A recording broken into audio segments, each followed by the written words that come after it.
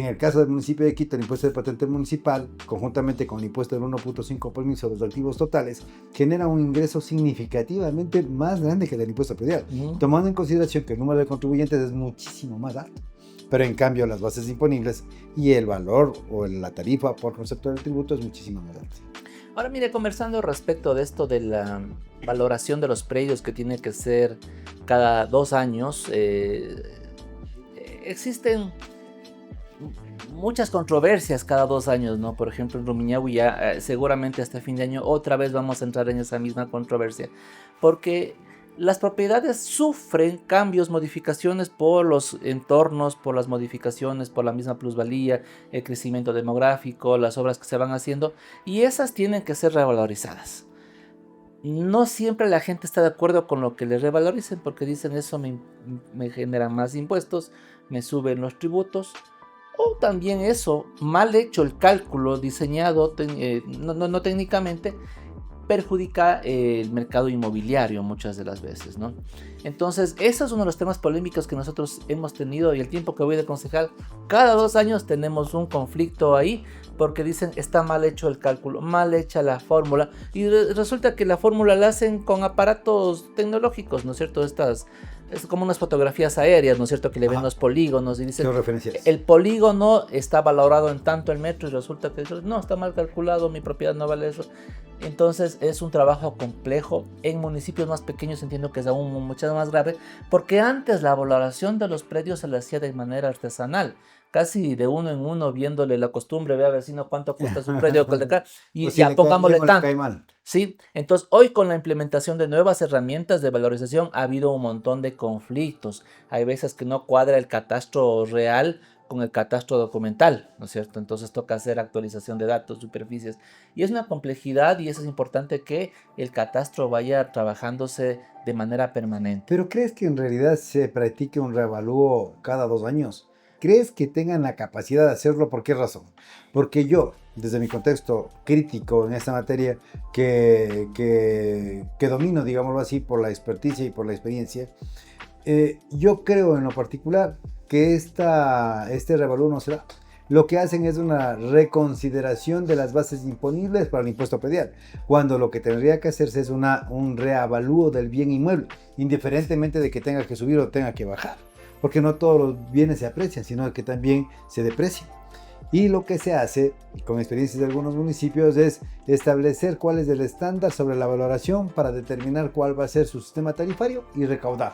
O sea, no lo ven como una herramienta de actualización catastral, sino lo ven como un mecanismo de mejorar la recaudación, cuando es totalmente erróneo. Eso no es un mecanismo de recaudación. No. Ese es un mecanismo de sinceramiento catastral para que te cobren lo que tienen que cobrarte en estricta justicia, proporcional, equitativo, adecuado, y que obviamente no vaya a ser confiscatorio. No te olvides que cuando se paga el impuesto predial, yo no recibo nada a cambio, sino que simplemente contribuyo para que puedan efectuar su gestión, en este caso la administración tributaria municipal. Mira, la valoración catastral siempre será un tema polémico.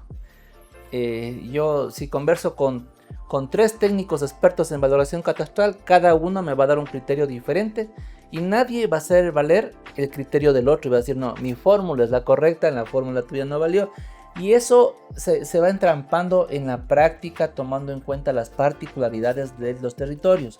Te digo, por ejemplo, en el cantón Rumiñahui hay predios que el mismo predio, una parte pertenece al área rural y otra parte pertenece al área urbana, por ejemplo. ¿Cómo valoras ese tipo de cosas y cómo generas un mecanismo para solucionar ese tipo de inconsistencias que se van a ir generando? Entonces hay que tener un criterio realmente de carácter objetivo.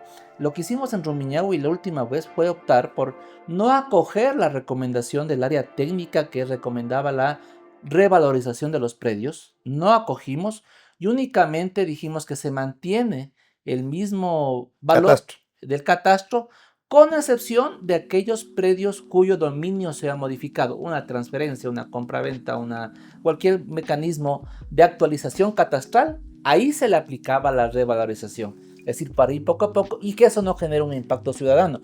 Hace 2 años, en diciembre de 2023, tuvimos una fuerte manifestación ciudadana en las afueras del municipio, en la madrugada, mientras sesionábamos, que hay gente que se dejó llevar por una mala información y pensó que se les iban a subir los impuestos y que ese era el concepto. Y el concepto era simplemente que se va a revalorizar los precios.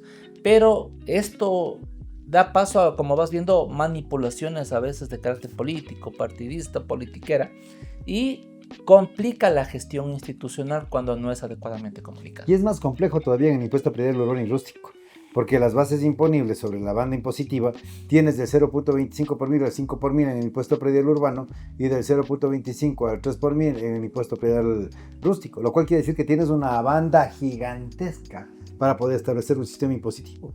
Y eso queda también al arbitrio de la decisión política, de la iniciativa que puede tener inclusive la primera autoridad, para que obviamente ustedes, siendo la máxima autoridad, sabiendo que ustedes son los que crean la norma, lo que determinan las directrices y establecen las reglas del juego, se puede sustentar en una ordenanza. Y ahí también viene otra pregunta. ¿Crees también que se respeta el ámbito legislativo para la creación de tributos? Se hace a través de ordenanza. La Constitución dice que se debe hacer a través de ordenanza, pero yo he visto casos que no se lo hace a través de ordenanza y todavía persisten en el tiempo, que es lo más irónico y lo más injusto y lo eminentemente ilegal. Recuerda, Darío, aquel caso que alguna vez trabajamos en el municipio del Cantón Rumiñahui, cuando para la fijación de las tasas de agua potable se pisoteó toda normativa constitucional y el mismo COTAD, que establece literalmente que la fijación de tributos tienen que hacerse mediante ordenanza, y hubo un caso en el Cantón Rumiñahui que mediante una resolución se fijaron las nuevas tasas de agua potable. Las tarifas de agua potable. Eso, para mi punto de vista, era una ofensa jurídica, un perjuicio a la ciudadanía del Cantón Rumiñahui. Pero al final la justicia, creo yo que de alguna manera sesgada, no consideró esto porque dijo la potestad normativa del Consejo es emitir ordenanzas, acuerdos o resoluciones, y la resolución es una potestad normativa. Pero la Constitución nos lo dice, el COTAD nos lo dice, y eso realmente es un mal precedente para el país entero, cuando a través de este tipo de actos normativos que no son ordenanzas, se van grabando tributos a los ciudadanos. Es un acto eminentemente arbitrario. El hecho de que se haya sacramentado a través de una decisión de un órgano jurisdiccional no quiere decir que esté bien hecho o que sea legal. Es eminentemente ilegal. Yo he tenido la oportunidad de ser un poco más allá de 14 años de docente en posgrado y en materia tributaria excepcional, y lo primero que les enseño a mis alumnos es que eso no se debe hacer. Se debe respetar la ley, se debe respetar obviamente los principios consagrados en materia constitucional, el principio de reserva de ley y el principio de legalidad. ¿Cómo puede ser que a través de un órgano que no esté permitido en la norma, crees, modifiques, extingas un tributo? Eso es inconcebible. Pero más allá de eso, como tú dices, también es cierto. A veces hay que ver cuáles son los verdaderos intereses como para que puedan hacer sostenible algo que es eminentemente ilegal. Y por más allá de que tenga o que exista una sentencia que determine la legalidad, eso es eminentemente arbitrario. Y de pronto, tal vez, el hecho de no haber sido persistente como para poder establecer y poner en conocimiento, inclusive de la justicia constitucional, este particular, creo que pudo haber sido un elemento fundamental. Pero también hay momentos en los que uno se frustra con las decisiones jurisdiccionales y termina más bien adoptándolas por un tema más bien de agobio.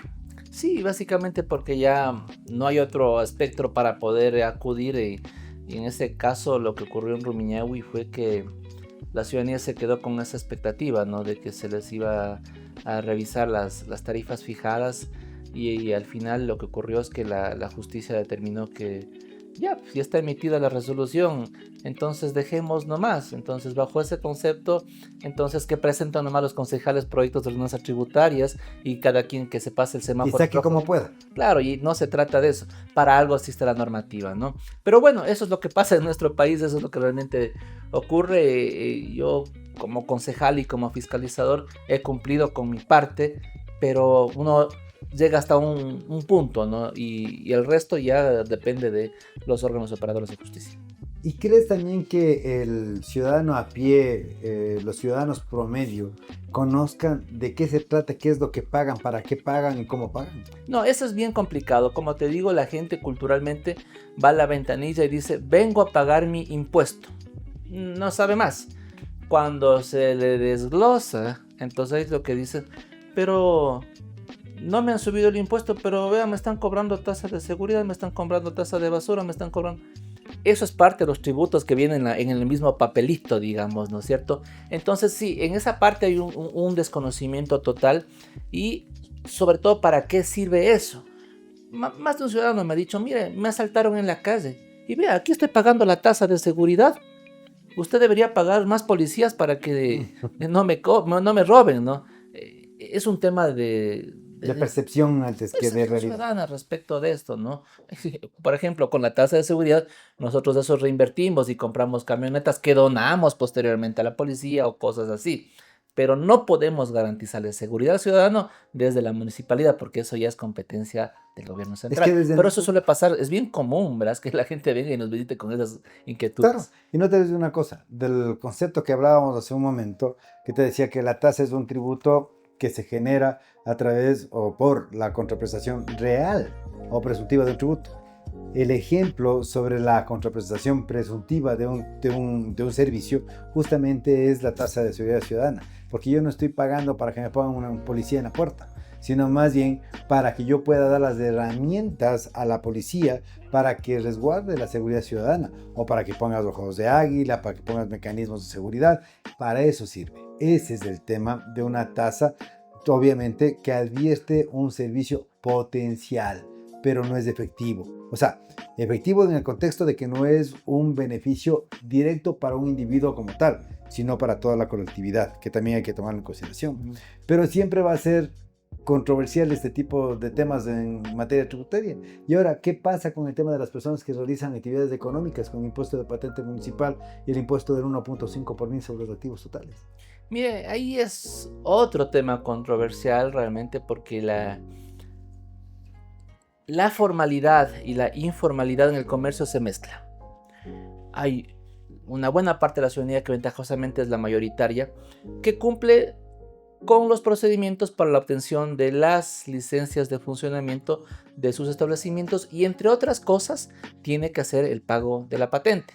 Que se confunde a veces con permiso, y no es un permiso. Exacto, es apenas, la patente es uno de los requisitos para la obtención del trámite final, que es la obtención que en Rumiñahui se llama LUF, Licencia Única de Funcionamiento, aquí en Quito se llama LUAE y habrá otras denominaciones, pero ahí la gente cumple, ¿no es cierto? Dice, yo pagué mi patente, aquí tengo mi permiso y tengo mi establecimiento, pero resulta que fuera del establecimiento se pone un vendedor ambulante a vender lo mismo. Y al vendedor ambulante la gente a veces le protege, le dice, no, déjenle nomás, pobrecito, tiene derecho a trabajar, etc. Y el otro dice, pero si yo pagué el impuesto, estoy pagando la patente, estoy pagando la arriendo, estoy pagando todo. Bombero. Ajá, claro, y todo el papeleo que hay que hacer, que no es tan sencillo. Entonces ahí hay que también conjugarlo, ¿no es cierto? Yo creo que si existen vendedores ambulantes, si existe comercio informal, es porque hay también quienes compran, ¿no es cierto? Entonces ahí también un tema de colaboración ciudadana para mermar este tipo de problemáticas que hay en Quito, hay en Rumiñahui y hay en todo el país, para saberlos conjugar y ser consecuentes con quienes sí son cumplidores, por ejemplo, con el pago de la patente como un requisito más para la obtención de la licencia que permite el funcionamiento de su establecimiento. Y que le ponen más bien como un tipo enganche para que dentro del permiso puedan comportar el pago del impuesto y de esa manera también se haga efectiva la recaudación.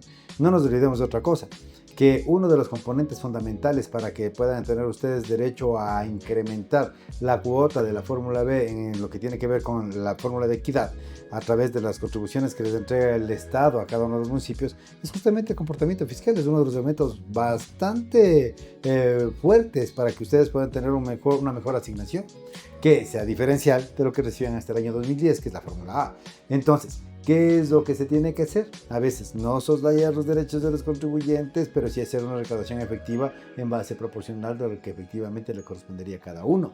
Pero ahora, hay que tomar en cuenta otra cosa, que el hecho generador del impuesto a la patente municipal también se constituye en un tributo que se genera por la realización de actividades comerciales, industriales, de servicios profesionales y otros. Entonces, quiere decir que están todas las actividades económicas, que ahí no dice y no hay ninguna condición tampoco, a menos de que se le ponga en ordenanza, de que debe tener establecimiento o local propio. De lo contrario, No, tendría que pagar. Para nada. Mira, el tema que acabas de topar, de la asignación de los gobiernos, del gobierno central hacia los gobiernos seccionales, es un tema que hay que reflexionarlo en función de que hay municipios, los pequeños sobre todo, que están esperando la asignación del gobierno central para poder operar, toda vez que la recaudación tributaria no les permite una operatividad. quizás la recaudación porque el impuesto predial no permite su gasto operativo, y lo que hacen es que esperan que el gobierno les asigne, y el gobierno no es precisamente el mejor pagador, pues no es cierto, no es una persona, no es un ente cumplidor para que les tenga al día a los municipios. Yo en más de una ocasión he estado por delegación del alcalde de Rumiñahui en reuniones en AME con alcaldes de otros cantones, ¿no? Cantones de 12.000 habitantes, 15.000 habitantes, que dicen, no nos pagan 3, 4 meses, estoy con la gente parada, sin pagar sueldos ni siquiera. No hay autogestión. Para gasto corriente, peor para el gasto de inversión en la ejecución de obras, ¿no? Rumiñahui, como les decía, no es el caso. La recaudación es tan generosa de los ciudadanos que la asignación del gobierno central es importante, por supuesto, pero no es la mandatoria para la ejecución de las cosas. Pero porque hay autogestión, porque se hacen las cosas responsablemente. Porque la cultura ciudadana así lo permite. Claro, Yo porque destaco al rumiñahuense como cumplidor de sus obligaciones. la gente se ha acostumbrado y ha sido totalmente responsable con el pago de sus tributos, pero eso por lo general no sucede. O sea, eso no se lo puede ver como un normal o como algo común. Más bien es extraordinario que existe el sistema de cultura, porque en el país y en el mundo no existe un sistema adecuado de cultura tributaria. Más bien, cuando preguntan qué es cultura tributaria, ni siquiera saben contestar de qué se trata. La cultura tributaria no es otra cosa más que el hecho de saber y conocer derechos y obligaciones, y así como también cumplir con las responsabilidades tanto del sujeto activo, en este caso del Estado, a través de los municipios, así como también con el sujeto pasivo, que se constituyen en los contribuyentes ciudadanos, que cada uno cumple con su rol y cada uno a cabalidad. Entonces eso también es importante saberlo. ¿Cuál es la mayor cantidad de reclamos que ustedes tienen? ¿Sobre qué tributo es en el que más inconvenientes pueden llegar a tener? Digamos que en el primer lugar de reclamos o quejas, la contribución especial de mejoras, ¿no? Siempre. Siempre va a ser eso, la gente nunca va a estar conforme. El SUENO te exige obras, pero cuando ya se le graba en contribución, pues la gente obviamente no va a estar de acuerdo, por más pequeña que haya sido la contribución o por más modificación que hayamos tenido a la normativa o a la fórmula para grabar la contribución especial de mejoras. Siempre la gente va a estar realmente inconforme con esto, ¿no? Y inclusive sabiendo que ustedes aportan con un gran porcentaje.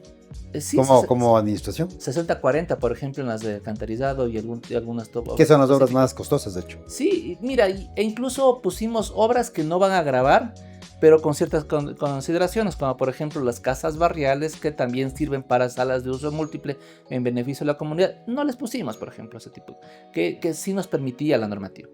Pero hay otras que no, entonces la gente siempre va a renegar de eso. Otro caso muy recurrente son los ciudadanos de la muy respetable tercera edad o que tienen condiciones de discapacidad, que tienen que hacer una tramitación para que se acojan a los beneficios de descuentos de los impuestos prediales, en este caso la tercera edad en el 50%. La ley de la tercera edad nos dice que no debe mediar mayor requisito, simplemente con justificar la edad ya se le tiene que hacer el descuento del tributo del impuesto. Pero necesita petición expresa. Pero en la práctica eso no es tan sencillo. No es tan sencillo y nos ha pasado, y de hecho tuvimos una observación por parte de la Contraloría en una ordenanza de hace unos 2 años respecto de esto, porque el municipio tiene que cerciorarse que el patrimonio de la persona de la tercera edad no supere las 500 remuneraciones. Las 500 remuneraciones a nivel nacional.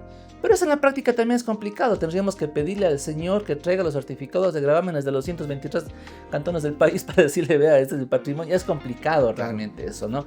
Y hay una muy mala práctica, una mala costumbre de que a veces fallece la persona y los herederos están sin decir nada. Y el beneficio sigue generando automáticamente. Sí, entonces es necesario hacer ese tipo de cosas, pero los ciudadanos de la tercera edad que sí han sido respetuosos, que han sido cumplidores, se acercan a pagar y dicen, vea, este papeleo, es tedioso, no me gusta hacer. Pero hay que hacerlo porque ya te estoy diciendo que esto nos pasa al día a día. Pero aparte de eso también, para que puedan tener el beneficio o para que puedan optar por el beneficio, tiene que haber una petición expresa. No puede ser automática y mucho menos en este tipo de condiciones. Contradiciendo la ley del adulto mayor, ¿no? Claro, pero hay que tomar en consideración que no puede ser automática porque las circunstancias pueden variar. Por muchos elementos. Puede variar por condiciones, transferencia de dominio, o inclusive por posesiones que pueden tener esos bienes inmuebles, o inclusive por el mismo fallecimiento del propietario del bien inmueble, tomando en cuenta otro elemento, que podría tratarse de una pareja de la tercera edad, en donde fallece uno de los dos cónyuges y el otro persiste o sobrevive. Y en este caso, el beneficio sí le acoge a esa persona, pero sobre el 50%. Y el otro 50% no puede generar el beneficio porque le pertenece a herederos, si no tuvieran la condición justamente de ser de la tercera edad. Ahora, Entonces, es mira, súper complejo. se puede solucionar un poco el tema del papeleo, que la gente no le gusta hacerlo, porque hay veces que ciertas instituciones públicas le dicen, a ver, tráigame la copia de la cédula. Eso ya no se debe pedir, No. ¿cierto? Ya, los municipios tienen enlace directo con la DINARDAP, pues, y tienen acceso al banco de datos, pero a veces mandos medios por quererse un poco vanagloriar y hacerse los importantes en ese minuto. Soslayan los derechos No, de los ciudadanos. sáqueme tal certificado, tráigame esto, tráigame el otro, y tampoco es así. Váyase a la ventanilla 2 y tráigame el certificado para yo poderle generar la Sí. sanción. O sea, Ajá. si tengo la base de datos dentro de la misma administración, Sí, tengo que utilizarlo. entonces, esas Eso cosas. es simplicidad administrativa. Y eso se soluciona con voluntad, ¿no? Sí, Con bueno. voluntad, con decisión de poder mejorar los trámites, haciendo levantamientos de procesos y optimizándolos, se puede ir solucionando, porque eso es un reclamo generalizado y la gente está muy inconforme con eso. Totalmente. Entonces, después de eso me imagino que también habrán los reclamos por el impuesto de patente municipal y no sé si es que existen reclamos por el impuesto del 1.5% sobre los activos totales, pero hay una práctica recurrente sobre los reclamos que usualmente se dan en casi todos los municipios, en casi todos. No sé si sea la excepción del municipio de Rumiñahui, pero el tema de las prescripciones por la falta de gestión de los funcionarios o de los funcionarios públicos, cuando dejan pasar más allá del tiempo para la recaudación, sin hacer efectiva la facultad coactiva. Y eso pasa en todo el país. No es que pasa en un municipio, pasa en casi todos los municipios del país. Yo he visto varios exámenes de Contraloría de algunos municipios del país que predeterminan responsabilidades a los funcionarios de las áreas financieras porque se les acumulan los trámites básicamente, o se descuidan o desconocen realmente y no ejercen esta facultad de cobro. O llega quizás a la instancia coactiva, se inicia el proceso coactivo y ellos mismos incurren en el abandono del proceso, no son eficientes en las notificaciones a las personas que han sido iniciados los procesos, publican por la prensa, ponen malos nombres. Hay un montón de procesos de esos que realmente prescriben. Nosotros hicimos una ordenanza precisamente para regular el tema del proceso productivo, para liberarles la carga, pasados los 5 años, ¿no es cierto?, para que se pueda hacer. Claro, porque aparte de eso también los funcionarios públicos y los contribuyentes, los ciudadanos deben tener claro el concepto de prescripción y caducidad. Cuánto tiempo tiene la administración para recaudar y cuándo prescribe la actividad. En el caso de impuestos de emisión directa, como el impuesto predial, 5 años. Y en el caso de impuestos declarativos, como el impuesto de patente municipal, 7 años. Y obviamente hay que tomar en consideración que ahora la facultad de la administración tributaria caduca cuando se trata de impuestos declarativos, en 4 años cuando ya se realizó la declaración, en 6 años cuando no se ha declarado absolutamente nada y en 1 para facultad revisora de la misma administración tributaria. Pero esos son temas técnicos que a veces son poco complejos de entender. Y a veces ni siquiera el mismo funcionario lo conoce. Pero ahora el contribuyente. Ahora mira, cuando van los reclamos administrativos respecto de esto y las instancias que tienes para hacer el reclamo, casa adentro, digamos, primero a la instancia municipal y luego ya vas a una sede de carácter judicial. Para hacer un reclamo administrativo en sede judicial, ¿cuánto te cuesta el abogado? ¿Cuánto tiempo pierde el ciudadano? Y al final quizás está impugnando, objetando $300, $500 y ahí es cuando la gente dice... ¿Cuánto cuesta contratar un abogado tributario especializado en materia seccional como para que pueda hacer un reclamo de esa naturaleza? Es que todas esas son las cosas que hay que valorar, tomando en cuenta la carga procesal que tiene el Tribunal Contencioso Administrativo. Y tú que estás en libre ejercicio sabrás que por lo menos están 2 o 3 años atrasados, ¿no es cierto?, en trámite. Es una carga bastante impresionante. Entonces, eso le hace pensar 2 veces al ciudadano: ¿qué hago frente a estas inconformidades? Mejor pago. O cuando hay inconformidades, por ejemplo, en el tema de un servicio, cuando dicen, vea, me ha salido tanto la tarifa de agua potable. Vea, primero pague y luego les revisamos si en verdad ha tenido fugas. Pague y repeat. Sí. Claro, o sea, primero págueme y después vemos. De ahí, si Ajá. es que tiene derecho, pida la devolución, sabiendo que hay devolución de pago indebido, pago en exceso. 3 años tiene el contribuyente para hacerlo y eso es importante también que lo sepa porque puede reclamar justamente aquello. Pero obviamente cuando es legal, porque también a veces inclusive los contribuyentes tienen una mala práctica de poner por si acaso el reclamo, ojalá devuelvan algo, si no devuelven, ya nada. Pues Pero no le pasa genera nada. carga administrativa, burocrática a la municipalidad, y luego se cogen de eso para algún silencio, ese tipo de cosas, ¿no? Claro. ¿Y qué mecanismos han ido adoptando ustedes como para hacer mucho más célebre el tema de los reclamos administrativos, los medios de impugnación? De pronto tienen algún tema en línea, hay formularios, ya con el sistema y con el mundo globalizado en el que nos encontramos, sabiendo que ya está automatizada la gran cantidad de servicios, podría ser que inclusive estos sistemas de reclamos puedan ser resueltos de esa manera o ingresados al menos de esa manera. No, mira, normativamente es lo que te puedo dar razón desde el punto de vista de concejal, tenemos las ordenanzas que te he referido, pero ya en la operatividad, que es responsabilidad del Ejecutivo Municipal en el ir automatizando, yo observo que las prácticas siguen siendo aún precarias. Tenemos trámites físicos acumulados, torres de papeles de un lado y otro, y eso hace que no se vuelva muy eficiente la facultad de recaudadora, y la unidad de coactivas termina siendo también un aparato obeso. Claro. Y el tema, ¿crees vos que es proporcional el hecho de la carga impositiva respecto de lo que efectivamente se gestiona? No hablemos del municipio donde tú eres concejal, sino hablemos de todos los municipios en el país. ¿Crees que es proporcional el tema de tantos tributos seccionales? ¿Son necesarios, no son necesarios? ¿Es evidentemente desproporcionado o puede generar asfixia tributaria? O dependiendo de la naturaleza de cada uno de estos. Mira, te voy indicando el caso concreto de la subejecución presupuestaria, ¿no es cierto? Es decir, se recauda, hay recursos y no terminan ejecutándose. O se recauda, hay recursos y se mal utilizan esos recursos. El caso de las tarifas de agua potable que deberían constituirse en gasto de inversión y terminan con esos recursos utilizándose en contratación de personal y cosas así. Entonces, el principio de proporcionalidad en este caso no se da definitivamente. Esto es la generalidad de los municipios del país, ¿no?